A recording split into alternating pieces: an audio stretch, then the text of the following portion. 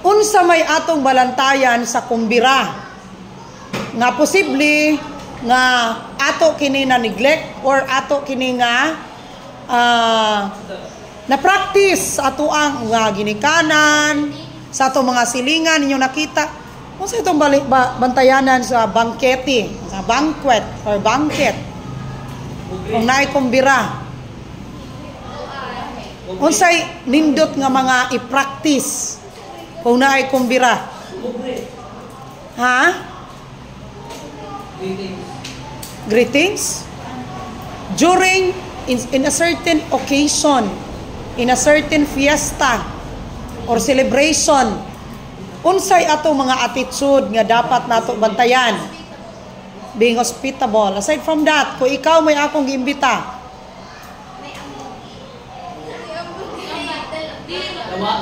yes, Kim, no?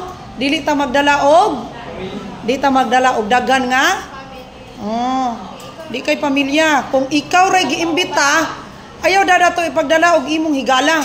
Nakaligtaan na siya o sa mga Pilipino, sa mga Pinoy. Sakit sa mga Pinoy. Dadon ang tibuok pamilya. Magdala og barkada. Aside from that, unsa pay mga pamatasan sa Pinoy nga dili maayo?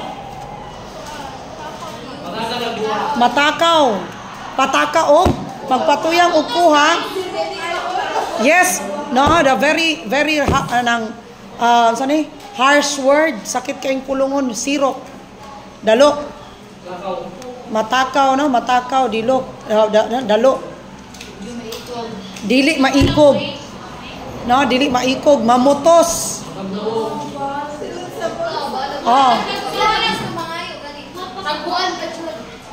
Or kanang magbuot pa jud. Mangadto sa kusina kay mangayo. Okay. Sige lang. Wa pa man ta. Siguro dili okay lang nato kay suod kaayo pero ubot ba ya una-una di gyud maayo. Di jud maayo. Kanang inyong gipang answer is that already practice in the community na ana di ba bisag asa gidi ay dili ra di ay sa amo ang lugar nga mamutos. So nayo sa kakumbira kasal sa akong classmate pagkaugma naburuka sila kay ang ilang hinulman nga kaldero nawala. Kalderita ang sulod sa kaldero. Musugot mo sa dili class pag tulo ka bulan nakit-an didto sa kakanding-kandingan sa babaw. Ang kaldero. Wala nay sulod. Puno man siya. O ang iro lang di pa siguro dili kadaog ang iro nga itom og ulo. Another thing, mangdala og mga plato. Mangdalag mga plato.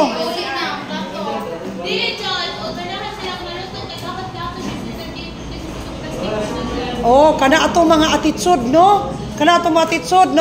Kana inyong ipang istorya base na sa inyong experience and it's not bad. Nga mo istorya ta ana. No? Ang ato lang is you will be the one to cut off or break the tie. Break the record. Kamu may musunod, ipasunod po na ninyo sa inyong mga kaliwatan. Kamu may musunod nga na mga anak. Kamu naman po'y na ay pamilya pohon. Ipasunod ba ni nato? Siguro usata sa mga dili maayog practice inig na ay kumbira, paminaw. Usatas mga sirok. Usatas madalo. Unsa magay sakto class kung mangumbira? Magulat kung kano sa tagaan. Magulat? Kung kano sa ka. Yes. The other thing pod is ang nindot gyud is during the banquet kinahanglan gamay ra imong kuhaon. Bahalag magbalik-balik basta dili aslay. Mas ulaw, yung ulaw magudma magsigbalik-balik. Don't you know that is very wrong? Ang sakto magpirmi kag balik kaysa magpaaslay ka din ha, laksot kayong tanawon. Dagan kayong kumbira class nga kita usahay madalo o masiro. Siguro dili ta excuse ini tanan. And now we are aware, we will be practicing the right way. Unya, unsa pa aside from that, kanang magkaon. Unsa man joy angay kung magkaon. Dili magusik-usik, manghinaw.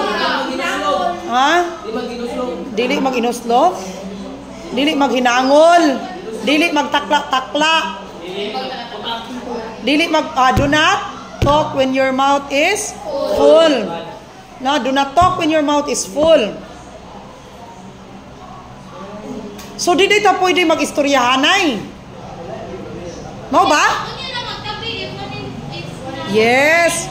Unya na ta magtabi kung wala na isulod ang imong mouth. So, mo na siya maayong pamatasan. Aside from that, unsa pa may mga pamahiin nga di mo sugot atong lula o lolo. Di magkanta-kanta, kung magkaon. Di mag-cellphone. Oh. Karon magsige nag-cellphone. Dili mang hiwid. Yes, tin. Dili tamang hiwid. Kay, unsa man, Gaba. Unsa pa? O, di mainuyod. Kay ang ato, daw nga, tutoy, mabot dito sa kuan. O, mo na amua. Sa mga babayi, sa mga laki, lahi sa'y mataas. Kuyawan ta. No? Unsa pa? Unsa pa yung mga pamatasan kamon? Na dili maayong pamatasan ato inig-practice. Atong siko dili pwede nga manampiling mukaon. No? And ang atong tiil dili pwede